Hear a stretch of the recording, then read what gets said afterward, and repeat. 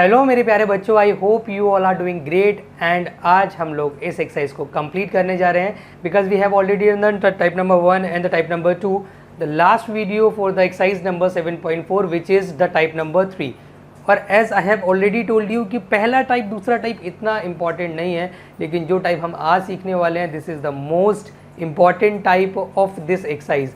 इस पे बेस्ड एक एक्सरसाइज और थी सप्लीमेंट्री, बट मैं आपको बता चुका हूँ सप्लीमेंट्री एक्सरसाइज इस साल आपने नहीं करना है क्योंकि इस साल आपके सिलेबस से हट चुकी है। बट ये वाला टाइप आपने स्ट्रांगली करना है। और मैं आपको इसकी एक चीज़ बताऊँ बेटा, ये जो टाइप है ये कई बार सीबीएसई बोर्ड एग्जामिनेशन में 6 नंबर में भी आ चुका है। अदरवाइज अब तो 6 नंबर के क्वेश्चन इंटीग्रेशन के आते ही नहीं है, तो कम से कम ये 4 मार्क्स का मिनिमम आएगा ही आएगा। और अगर 6 नंबर में भी आ जाए तो आपको अचंभित होने की ज़रूरत नहीं है क्योंकि इसका इतिहास 6 नंबर का भी रहा है। तो चलिए बेटा शुरू करते हैं the most important type of this exercise which is exercise number 7.4 the type number 3। मैंने आपसे बच्चों एक बात बोली है कि यार जो भी टाइप तुम स्टार्ट किया करो सबसे पहले उसकी स्पेशलिटी को तुम्हें पकड़ना है। स्पेशलिटी को यू हैव टू। स्पेशलिटी बड़ी सिंपल है बच्चों, आपको मैं बता दूं, मैंने देखो स्टार्टिंग टाइप जो कराया that was completely based on the special formulas. Second type मैंने जो आपको कराया बच्चे उसकी स्पेशलिटी सिंपल थी, 1/में में क्वाड्रेटिक या 1/में में रूट क्वाड्रेटिक होता है। बहुत इजीली आपको पता लग रहा था कि वो टाइप नंबर 2 है ऑफ 7.4। टाइप नंबर 3 की स्पेशलिटी भी बहुत सिंपल है और आप इजीली एग्जाम में पता लगा लोगे कि ये सर टाइप नंबर 3 ऑफ 7.4 है। कैसे पता लगा लोगे? बड़ा सिंपल है यार, यहाँ पे हमेशा जो भी आएगा क्वेश्चन वो इस फॉर्म में अवेलेबल होगा। किस फॉर्म में अवेलेबल होगा बच्चे? मैंने लिखा है लीनियर अपॉन में क्वाड्रेटिक या फिर लीनियर अपॉन में अंडर रूट में क्वाड्रेटिक इक्वेशन अवेलेबल होगा। मतलब बच्चों the linear equation means what, ये भी मैं आपको बता देता हूँ। द EX प्लस क्यू, जो डिग्रीज मतलब 1 होती है एक्स की, तो वो लीनियर इक्वेशंस होती हैं। और क्वाड्रेटिक इक्वेशन आपको ऑलरेडी पता ही है जो इस फॉर्म में हो, AX² plus BX plus C। तो मेरे बच्चों ऊपर लीनियर इक्वेशन हो, नीचे क्वाड्रेटिक हो, ऊपर हो लीनियर, नीचे रूट में क्वाड्रेटिक हो, तो इसको करने के स्टेप्स फिक्स हैं और उसी से आपने एनसीईआरटी के जितने भी क्वेश्चंस है टाइप नंबर 3 को उनको निपटाना है बेटा। और स्टेप बड़े सिंपल है, मैं एक एक करके आपको समझाऊंगा और उसी पे बेस पहले मैं आपको बहुत ईजी कराऊंगा क्वेश्चन, देन धीरे धीरे हम इसका लेवल बढ़ाएंगे और आखिरी क्वेश्चन जो हम करेंगे वो इसका मोस्ट डिफिकल्ट क्वेश्चन भी करेंगे। समझो बच्चे, देखो स्ट्रेट तो इंटीग्रेशन हो नहीं सकता, आपके पास जो सिचुएशन होगी आप 100% उसका स्ट्रेट इंटीग्रेशन नहीं निकाल सकते। तो आपने क्या करना है, उस सिचुएशन को बदलना है और उसको बदलना है तो आप ऐसे करेंगे। सबसे starting step, the most important step, right the numerator px plus Q in the form of px plus Q a times of the differentiation of denominator positive का b। एक काम करता हूँ, जो भी स्टेप मैं ये एक्सप्लेन कर रहा हूँ हैंड टू हैंड में अप्लाई करके भी दिखा देता हूँ, आपको ज़्यादा अच्छे से क्लियर हो जाएगा। लेकिन जो मैं अभी एक्सप्लेन कर रहा हूँ ये बहुत ईजी क्वेश्चन है, एग्जाम में इतने इजी क्वेश्चन नहीं आते। लेकिन हाँ, इसके बाद जो मैं एक्सप्लेन करूँगा वो थोड़ा डिफिकल्ट क्वेश्चन होगा और वो एग्जाम ओरिएंटेड भी होगा। तो पहले आप इसको समझ लीजिए, जब ये आपको क्लियर हो जाएगा देन हम उसकी बात कर लेंगे। अच्छा, एक और चीज़ मैंने हैंड टू हैंड लिख दिया है, इफ़ यू विल ऑब्जर्व कि एनसीईआरटी में इस पे बेस कौन कौन से क्वेश्चन अवेलेबल है, तो वो आपको साफ साफ वहाँ नज़र आ रहा होगा बच्चे। यार देखो इस पे बेस मैंने हैंड टू हैंड आपको ये भी बता दिया है कि एनसीईआरटी के अंदर जो क्वेश्चंस अवेलेबल है, मतलब मैं अब क्या करता हूँ तो बताइए बच्चे, मैं स्टार्टिंग में होमवर्क भी आपको देता हूँ जो आपको इससे रिलेटेड एनसीईआरटी में मिल जाएंगे। एनसीईआरटी का अगर मैं इस पे बेस बोलूँ जो अवेलेबल है क्वेश्चन 7.4 एक्सरसाइज में, question number 7, 17, 18, 19, 20, 21, 22 and 23 they are based on this. और अगर मैं एग्जाम्पल की बात करूँ तो एग्जाम्पल नंबर 10 के बोथ पार्ट्स इसी पे बेस्ड है। तो ये होमवर्क है आपके लिए, इनमें से मैं एक भी नहीं करूंगा टच क्वेश्चंस, ये आपने खुद से करने। असाइनमेंट के क्वेश्चन मैं आपको करा दूंगा। अप्रोच सिंपल है, you have to focus on the concept. Concept clear हो जाएगा यार, तो चाहे एनसीईआरटी के क्वेश्चन दूं या बाहर के क्वेश्चन दूं आपको कोई फर्क नहीं पड़ता। तो मैंने आपको बताया बच्चे, एल्गोरिथम के हिसाब से हम चलते हैं। सबसे पहले क्या करना होता है, इसका स्ट्रेट इंटीग्रेशन नहीं हो सकता। आपने क्या करना है, आपके पास जो भी ऊपर the linear equation which we have available उसको हमें लिख देना है a times the derivative of denominator plus b। समझो इस चीज़ को, इसको मान लेना इक्वेशन नंबर 1। अभी हम इसको रिप्लेस कर रहे हैं, इसका इंटीग्रेशन पॉसिबल नहीं है। हम लिख रहे हैं the linear equation is equal to a times the differentiation of denominator, चाहे वो रूट में हो चाहे विदाउट रूट हो, आपने सिर्फ उसका डिफरेंशिएशन ही लेना है, आपको उससे मतलब नहीं है। तो अगर मैं इसका डिफरेंशिएशन निकालूं भोले बच्चों तो 2x आ जाएगा और साथ में लेना है पॉजिटिव का b और इसको मान लेना है इक्वेशन नंबर 2। ठीक है, अब आपने क्या करना है भोले बच्चों, मैंने क्या लिखा है देखो, ये हो गया स्टेप नंबर 1। लिखने के बाद मैंने लिखा है obtain the values of A and B की वैल्यूज आपने निकालनी है by equating the coefficient of x in constant term. यहाँ पे एक्स के कोफिशिएंट है उनको इक्वेट करो, कांस्टेंट टर्म है उनको इक्वेट करो, वहाँ से आपको ए और बी आराम से मिल जाएगा। मतलब बच्चों आपने क्या करना है, compare coefficient of x and the constant term. अब ये कंपैरिजन बड़ा है, देखो ये कंपैरिजन आपको ये वाली एक्सरसाइज में क्लियर हो जाएगा ना, तो अगली एक्सरसाइज जो 7.5 है वहाँ भी हेल्पफुल रहेगा। कंपेयर किया आपने, देखा यार यहाँ पे एक्स का कोफिशिएंट क्या है, ऑब्वियस सी बात है 1 है, 1 के अलावा तो कुछ है नहीं एक्स का कोफिशिएंट। अगर मैं इसकी बात करूँ यहाँ पे एक्स एक ही अवेलेबल है और उस एक्स का ओवरऑल कोफिशिएंट जो कुछ है वो आपने कंप्लीट लेना है। तो एक्स का कोफिशिएंट मेरे भोले बच्चों एक तो ए है और एक 2 है, overall 2a is the coefficient of x. तो जो कोफिशिएंट है यार आप वो ले लो, तो यहाँ पे 2a हो जाएगा, तो a की वैल्यू आपको आसानी से मिल गई। चलिए अब बात कर लेते हैं, now we have to compare the coefficient of constant term. देखो ये तो x कंपेयर होगा, ये कांस्टेंट, कांस्टेंट मतलब यहाँ पे x अवेलेबल नहीं है।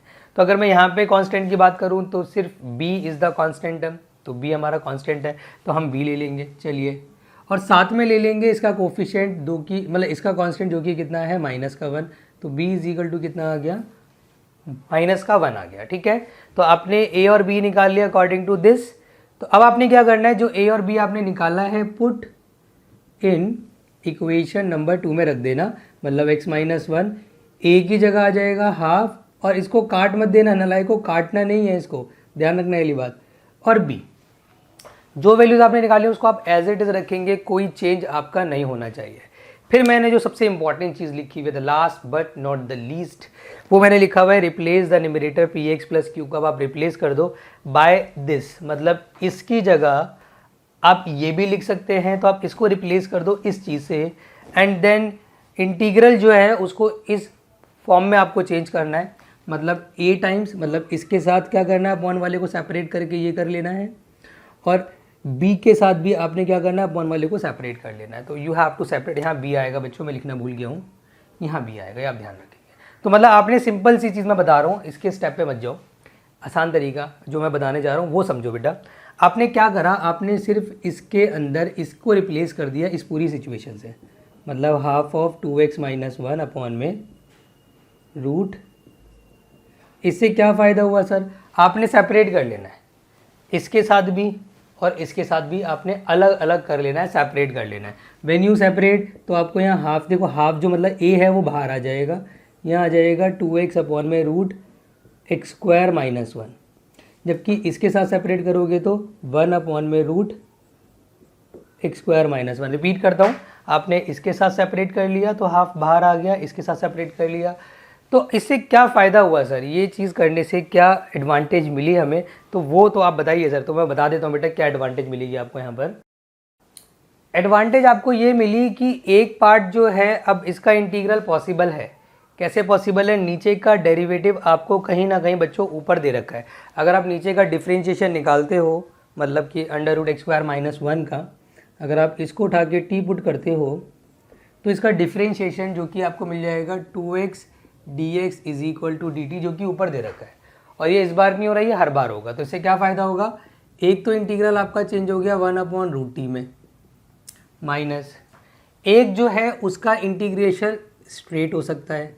कैसे हो सकता है, इसको मैं ये नहीं लिख सकता x² - a², तो इसका इंटीग्रल हो जाएगा हाफ ऑफ 2√t माइनस इसका हो जाएगा, देखो इसका स्ट्रेट लग रहा फॉर्मूला, log x प्लस पूरा under root as it is, straight formula of 7.4। इससे इसको काट देना, t की वैल्यू पुट कर देना, x² - 1 माइनस लॉग, और ये आपका आंसर माना जाएगा। तो ये स्टेप्स हैं। हो सकता है एक क्वेश्चन में आपको स्टेप इतना अच्छे से क्लियर ना हुए हों, मैंने अब ऐसे भी इजी क्वेश्चन लिया है। अब मैं 2 क्वेश्चन आपको और एक्सप्लेन करूंगा, उसमें भी ये स्टेप मैं समझाऊंगा आपको। 100% इस लेक्चर के एंड तक ये वाला टाइप स्ट्रांग हो जाएगा 100%। अगला क्वेश्चन जो बच्चों मैंने लिया है वो आपकी एनसीईआरटी से ही ले लिया। मज़े आ रहे हैं तुम लोगों के, चलो मैं एनसीईआरटी से तुम्हें करा रहा हूँ क्योंकि ये अच्छा क्वेश्चन है और ये एग्जाम में बहुत बार आ चुका है। मैं अगर एग्जाम की बात करूँ तो एग्जाम में कम से कम बच्चों इस पर इंपॉर्टेंट मार्क कर लेना। It's a very important question, exam में 3 टाइम्स लास्ट 10 ईयर में आ चुका है। बढ़िया क्वेश्चन है। देखो अप्रोच बड़ी सिंपल है यार। क्वेश्चन जैसे एग्जाम में आएगा यू नीड टू अंडरस्टैंड कि इस टाइप का क्वेश्चन है, आप देखते ही समझ जाओगे। कैसे समझ जाओगे, ऊपर है लीनियर इक्वेशन, नीचे है क्वाड्रेटिक इक्वेशन, तो 100% लीनियर अपॉन में quadratic it is the type number 3 of 7.4 easily आपको पता लग गया। अब सवाल ये उठता है कि सर ये होगा कैसे। पहला काम तो एक काम करो यार, जो नीचे जो क्वाड्रेटिक इक्वेशन है ना उसको स्टैंडर्ड फॉर्म में ले आओ। मतलब इसको ना ऐसे लिख लो 3x² प्लस का 2x पॉजिटिव का 1, आपने पहले ये कर लिया। फिर आपको पता है कि स्टेप नंबर 1 क्या है, इसको इक्वेशन नंबर 1 मानना। स्टेप नंबर 2 क्या है, स्टेप नंबर 2 ये है कि जो लीनियर इक्वेशन है उसको आपने पुट करना है a times the differentiation of denominator, मतलब इसका हो जाएगा 6x प्लस 2 एंड पॉजिटिव का भी आपने लिख दिया। स्टेप नंबर 1 आप सबको पता ही है। स्टेप नंबर 2 भी आपको पता ही है कि इसको इक्वेशन नंबर 2 मान के आपने a और b निकालना है। और a और b निकालने का बड़ा सिंपल तरीका है, यू ऑल नो कि आप क्या करेंगे, compare the coefficient of x and constant. आपने x को करना है कंपेयर और कांस्टेंट को कंपेयर करना है।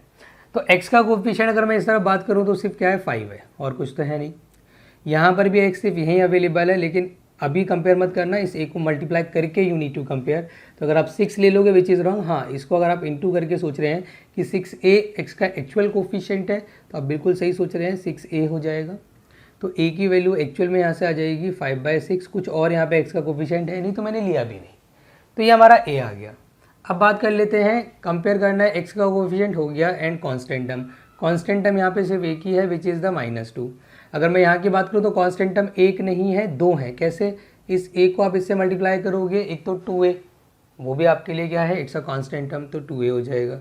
और साथ में एडिशन में b भी आएगा, क्योंकि b भी एक तरीके से एक कांस्टेंट टर्म ही है बच्चों। तो एक्चुअल में जो सिचुएशन बनी that is -2 and 2a plus b, that was the exact situation. अब आप कहोगे सर यहाँ पे तो a भी अननोन है, बट a तो हमने निकाला हुआ है यार, तो हम क्या करेंगे यहाँ पे 5/6 वैल्यू रख देंगे b। तो इससे इसको ना काट दो, काम करो उठा के दे लिया -2 minus 5/3 is equal to b।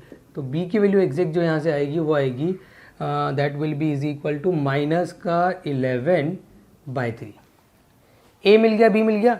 अब put a and b in equation number 2 में आपने रख दिया, तो ये आपका चेंज हो गया 5x - 2, a टाइम्स मतलब कि 5/6 times of 6x plus 2 and b हो जाएगा हमारा -11/3। ठीक है, अब आपने क्या करना है बच्चे, रिप्लेस करना है। जब ये सिचुएशन पूरी ख़त्म हो जाए तो अब आपका जो न्यूमरेटर था वो एक लीनियर इक्वेशन जो थी वो इस फॉर्म में ना लिख के आप इस फॉर्म में लिख देंगे।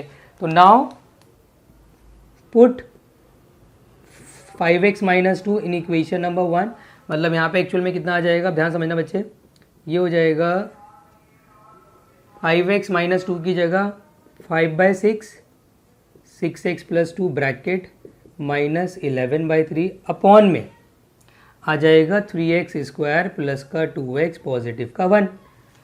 और फिर अगला स्टेप भी आपको पता है, वो भी फिक्स्ड है, वो भी कुछ नया नहीं है। Now you have to separate, बच्चों आपने सेपरेट कर लेना है। तो कितना आ जाएगा 5/6 6x प्लस 2 अपॉन में 3x² plus 2x plus 1 dx -11/3, मतलब b बाहर आ जाएगा 1 अपॉन में 3x² plus 2x plus 1 dx। ठीक है, फिर यहाँ आने के बाद बच्चा कंफ्यूज होता है कि सर अब क्या करें, अब क्या एडवांटेज मिलेगा। मैंने कहा यहाँ आने के बाद आपके पास जो भी सिचुएशन आएगी यार वो इंटीग्रेबल सिचुएशन आएगी, लेकिन दिक्कत पता है क्या है।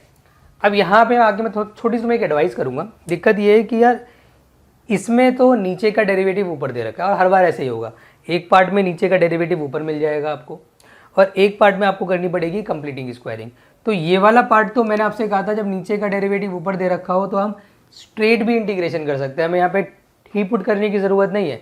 आप स्ट्रेट कर दो, आप ऐसे कर दो 5/6 f' अपॉन में fx कितना होता है log fx, तो इसको लिख दो बेटा log fx, कोई इशू वाली बात नहीं है। माइनस फिर यहाँ आ जाओ कि सर ये वाला पार्ट कैसे होगा। बेटा अक्सर b वाला पार्ट जो होता है वो 1 अपॉन में क्वाड्रेटिक इक्वेशन बन जाता है, और 1 अपॉन में quadratic equation means you all know कि यहाँ पे हमें कंप्लीटिंग स्क्वायरिंग मेथड लगाना पड़ेगा, मतलब हमें इसको क्या करना पड़ेगा, परफेक्ट स्क्वायर बनाना पड़ेगा।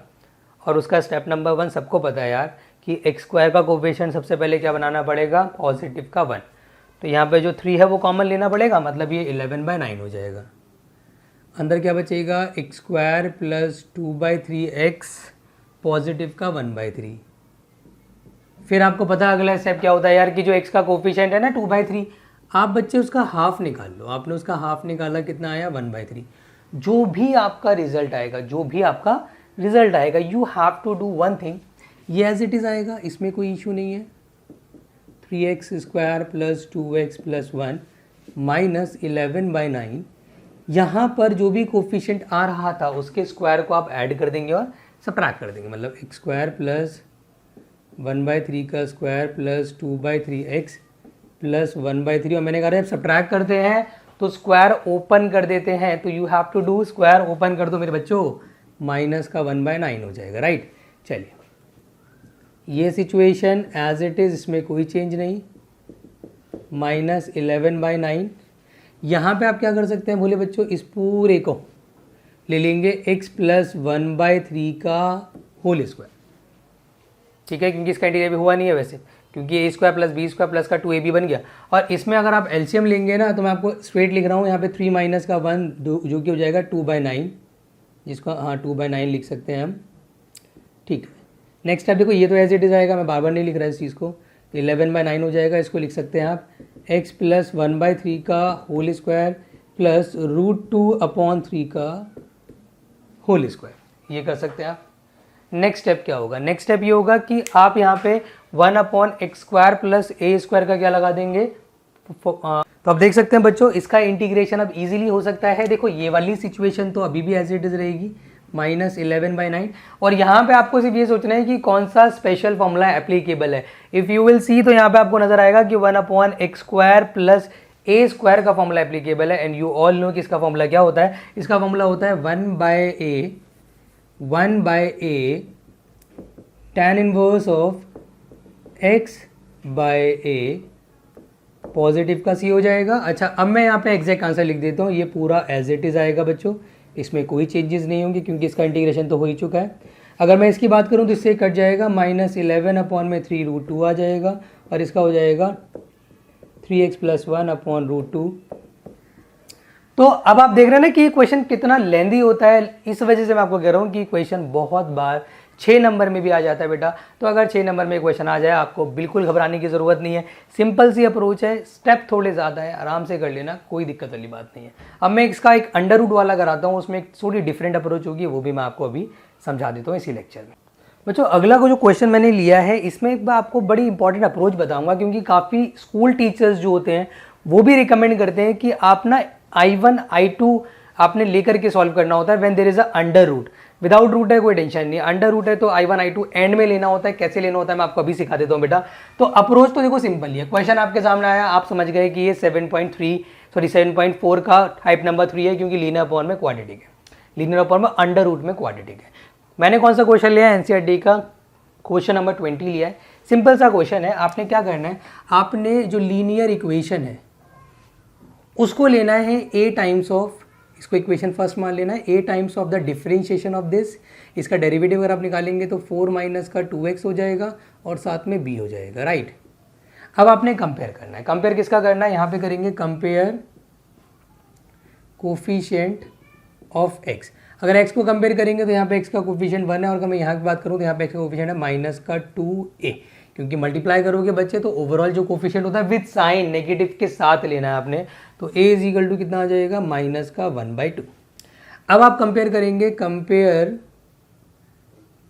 Coefficient of constant.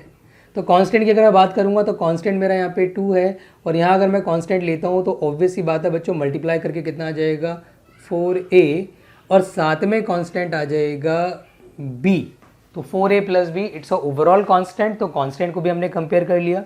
उसके बाद क्या करेंगे बच्चे, उसके बाद जो a की वैल्यू यहाँ निकाली हुई आपने यहाँ रख देनी है, तो 4 माइनस 1/2 प्लस b, इससे कट जाएगा, तो ऑब्वियसली बात है यहाँ पे 2 is equal to minus 2 plus b, तो b की वैल्यू आ जाएगी 4।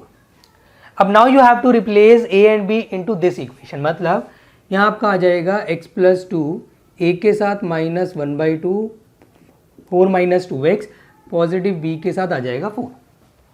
नाउ आपने इसको रिप्लेस कर देना इस पूरी इक्वेशन से, मतलब x प्लस 2 जो है उसकी जगह आ जाएगा ये पूरा सिचुएशन, मतलब कि -1/2 4 - 2x +4 अपॉन में √4x - x²। Now as you all know कि we have to separate this, हमें इसको सेपरेट करना होता है, आप सेपरेट कर लेंगे, माइनस का हाफ बाहर आ जाएगा, इसके साथ सेपरेट किया तो 4 - का 2x हो जाएगा बच्चों, और इसके साथ सेपरेट किया तो आ जाएगा 4 बाहर और 4x - x²। अब यहाँ से जो मैं आपको बताने वाला हूँ, क्योंकि यहाँ तक तो ऑलमोस्ट सेम ही था जो मैं आपको ऑलरेडी सिखा चुका हूँ, कुछ नया नहीं था। यहाँ से क्या होता है मैक्सिमम, देखो यहाँ पे आप अगर चाहो तो यहाँ पे टी पुट कर सकते हो, ऑब्वियस सी बात है, इसका डेरिवेटिव ऊपर एग्जैक्ट दे रखा है और इसमें कंप्लीटिंग स्क्वायरिंग लगेगा, बिल्कुल सही बात है। बट बहुत सारे स्कूल टीचर्स ये कहते हैं कि अगर we are applying the different approach तो हमें इसको I1 और इसको I2 मान के अलग सॉल्व करना चाहिए, बाद में इनकी वैल्यूज़ को रीपुट करना चाहिए, एक साथ हम नहीं कर सकते, अलाउड नहीं होता, ये टीचर्स का कहना है। मैं तो कह रहा हूँ कि स्वीट कर सकते हैं, बट क्योंकि मैक्सिमम टीचर अलाउ नहीं करते तो मैं स्ट्रांगली रिकमेंड करूँगा आप उनकी सुन लें, क्योंकि बहुत सारे टीचर्स जो अलाउ नहीं करते वो CBSE की जो कॉपीज़ है वो भी चेक करते हैं। तो आप इसको ऐसे लिख दें, माइनस का हाफ यार इसको I1 मान लें और 4 इसको I2 मान लें, और पॉजिटिव का C ले लें, इक्वेशन नंबर इसको मान लें, 1 इसको माना हुआ है, 2 इसको मानते हैं, तो ये इक्वेशन नंबर 3 हो जाएगी। अब यहाँ पे पहले I1 ले लेते हैं, क्योंकि हम पहले I1 को अलग से सॉल्व करेंगे, फिर I2 को, फिर बाद में यहाँ डाल देंगे। I1 कितना है मेरे पास, I1 है 4 - 2x अपॉन में √4x - x² dx। आपने क्या करना है, ऑब्वियस सी बात है, नीचे का डेरिवेटिव ऊपर दे रखा है, उसको उठा के सब्स्टिट्यूट करना है। मतलब यहाँ पे बच्चों आपने 4x - x² को उठा के टी पुट किया, उसका डेरिवेटिव 4 - 2x dx = dt हो जाएगा। तो ये एट लास्ट आ जाएगा यहाँ पे I1 = देखो 4 - 2x dx की जगह dt हो जाएगा, 1 अपॉन में √t हो जाएगा, इसका इंटीग्रेशन हो जाएगा 2√t + c, और बेटा t की वैल्यू पुट कर देना। t की वैल्यू यहाँ पे c मत मानो, c1 मान लो, क्योंकि ऑलरेडी आपने वहाँ पे c ले लिया है ना। या एक काम ये भी कर सकते हो कि अभी c मत लो, यहाँ पर जब हम वैल्यूज़ रखेंगे तो c1 c2 कंबाइन करके उसको एक c मान लेंगे, दैट्स इट। तो यहाँ पे आ गया 2 what is the value of t, t की वैल्यू है 4x - x² + c1। ये आपने I1 जिसमें सब्सटीट्यूशन होना था उसको अलग से कर लिया। अब हम I2 जिसके अंदर कंप्लीटिंग स्क्वायरिंग लगनी है उसको अलग से कर रहे हैं। मतलब मैंने क्या करा बच्चों, I2 दैट इज़ 1 अपॉन में रूट में 4x - x² को अलग से लिया। मुझे पता है कंप्लीटिंग स्क्वायरिंग, क्योंकि एक पार्ट हमेशा डिफरेंशिएशन से होगा, नीचे का डेरिवेटिव ऊपर, और इस वाले टाइप में एक पार्ट हमेशा कंप्लीटिंग स्क्वायरिंग से होगा, ये आपको मैं ऑलरेडी बता चुका हूँ। तो कंप्लीटिंग स्क्वायरिंग के हिसाब से x² का कोफिशिएंट क्या होना चाहिए, पॉजिटिव का 1। आप क्या करेंगे, नेगेटिव कॉमन निकाल लेंगे, x² - 4x। फिर क्या करेंगे आप, जो x का कोफिशिएंट है एग्जिस्टिंग कोफिशिएंट उसको डिवाइडेड बाय 2 करेंगे। आपने x के जो कोफिशिएंट है डिवाइड बाय 2 करा तो क्या आ जाएगा बोले बच्चों, जो आया 2 उसको इन दोनों के बीच में ऐड करना है और एंड में सब्ट्रैक्ट करना है। आई have already told you in the type number 2। तो I2 = हो जाएगा 1 अपॉन, माइनस बाहर ही रहेगा, ये पूरा हो जाएगा x - 2 का होल स्क्वायर -2 का होल स्क्वायर। और मैंने आपसे कहा था जब कंप्लीटिंग स्क्वायरिंग हो जाती है तो जो आपने नेगेटिव साइन बाहर लिया था उसको अंदर मल्टीप्लाई कर लो। तो I2 = आ जाएगा अंडर रूट के अंदर 2 का स्क्वायर -x - 2 का होल स्क्वायर, राइट। अब उसके बाद आपने क्या करना है यार, यहाँ पे सिंपली बस ये देखना है कि कौन सा स्पेशल फॉर्मूला एप्लीकेबल है, और जो एप्लीकेबल है वो आपने लगा देना है। तो that will become sine inverse of x by a + c। और बच्चों ये आपका C2 मान लेना, यहाँ पे I1 I2 आपका आ चुका है, दोनों को चुपचाप उठा के इक्वेशन नंबर जो 3 है वहाँ पे पुट करना है, और वहाँ से जो ओवरऑल आंसर होगा वो आपका फाइनल आंसर। तो पुट इन इक्वेशन नंबर 3। तो एट लास्ट देखो बच्चे क्या आ जाएगा, माइनस का हाफ, I1 की जगह सिर्फ ये लेना, C1 मत लेना, 2√4x - x², पॉजिटिव 4 के साथ साइन इनवर्स ऑफ x - 2/2, और एट लास्ट ये लगा देना, इससे इसको काट दो, ये आपका एट लास्ट आंसर माना जाएगा। तो आई विश ये जो टाइप I1 I2 लेके करते हैं ये आपको समझ में आ गया होगा। 6 नंबर का क्वेश्चन है, तभी इतना लेंदी जा रहा है। आई विश आपको अच्छे से ये वाला क्वेश्चन भी क्लियर हो गया होगा। मैं तुम्हें एक चीज़ और बताऊंगा कि इसके क्वेश्चन थोड़े से घुमा के भी आ सकते हैं, ट्विस्टेड आ सकते हैं, वो और देख लें तो आपका टाइप नंबर 3 पूरी तरीके से ख़त्म हो जाएगा। बच्चों होमवर्क मैं ऑलरेडी आपको लिखवा चुका हूँ इसका, मैंने लेक्चर के स्टार्टिंग में बता दिया था, अगर नहीं नोट किया था तो दोबारा से इसको रिपीट करके देख लेना कि लेक्चर की स्टार्टिंग में क्या एनसीईआरटी का होमवर्क था। असाइनमेंट में जो मैंने प्रैक्टिस एक्सरसाइज दी है आफ्टर एक्सप्लेनेशन, वो भी आपकी एक तरीके से होमवर्क है, कंप्लीट असाइनमेंट आपका होमवर्क है। उसमें से एक मुझे लगा ये क्वेश्चन एक्सप्लेन करना चाहिए, काफ़ी बच्चों को इसमें डाउट आता है, क्यों? क्योंकि ये देखने में ना लगता नहीं है, इट्स नॉट लाइक कि लीनियर अपॉन में क्वाड्रेटिक इक्वेशन, बिकॉज क्योंकि यहाँ पे टिग्नोमेट्रीज आ गई। तो व्हेन यू हैव द टिग्नोमेट्रीज, तो मैं आपको एडवाइस करता हूँ कि टिग्नोमेट्री को पहले आप एल्जेब्रिक बना लो, और एल्जेब्रिक बनाना है टिग्नोमेट्री को, it's not a big issue, आप आराम से बना सकते हैं। आप देखेंगे कि देखो यहाँ पे साइन है, यहाँ पे साइन है, यहाँ पे कॉस है, तो आपके दिमाग में एकदम से ये आना चाहिए कि सर ये स्ट्रेट तो इंटीग्रेशन हो नहीं रहा, हमारे पास एक ही चॉइस है कि हम 3 फंक्शन को सेम बना लें और एक डिफरेंट भी रहे तो भी काम चल जाए।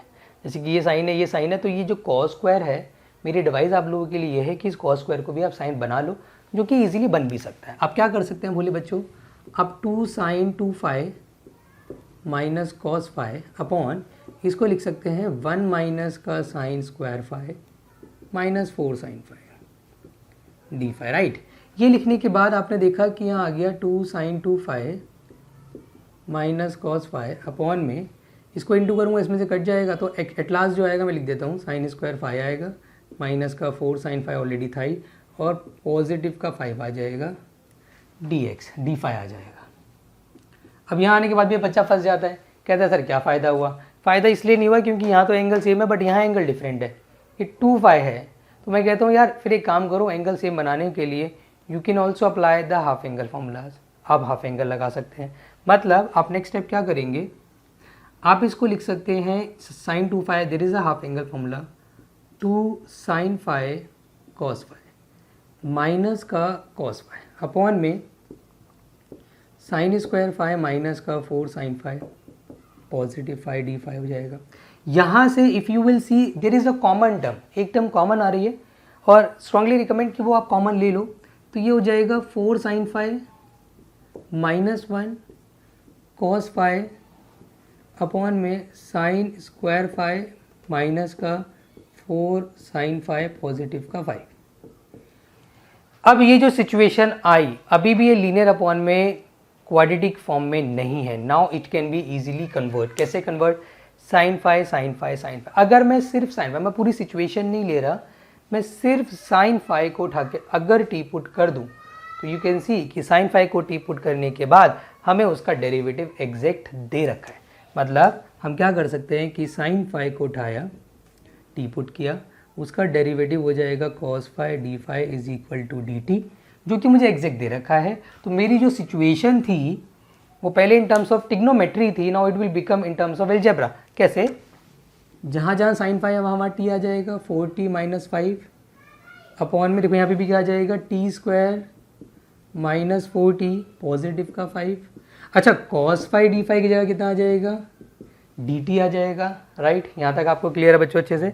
तो अब आप देख सकते हैं नाउ इट बिकम्स, पहले नहीं थी इस फॉर्म में, now it is converted into this form linear upon में क्वाड्रेटिक। और जब भी ऐसी सिचुएशन आती है यू ऑल नो आपने सेम अप्रोच लगानी है, मतलब the linear equation is equal to a times the differentiation positive का b, और उसके बाद मुझे एक्सप्लेन करने की ज़रूरत नहीं है, आप इसको अपने आप करेंगे। होमवर्क आपको पता है ऑलरेडी, होमवर्क है एनसीईआरटी का question number 7, 17, 18, 19, 20, 21, 22, 23 example number 10 complete करना है, और प्लस मेरा असाइनमेंट भी आपने करना है। भले ही मैक्सिमम क्वेश्चन एक जैसे हों, बट मैं एडवाइस करूँगा ये सारा काम आप ज़रूर करो। क्यों? क्योंकि वन टाइम इन्वेस्टमेंट है यार।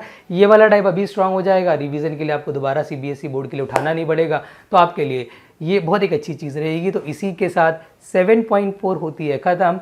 अगले लेक्चर में we will start 7.5 partial fraction, which is also a very important exercise. All the best बच्चों।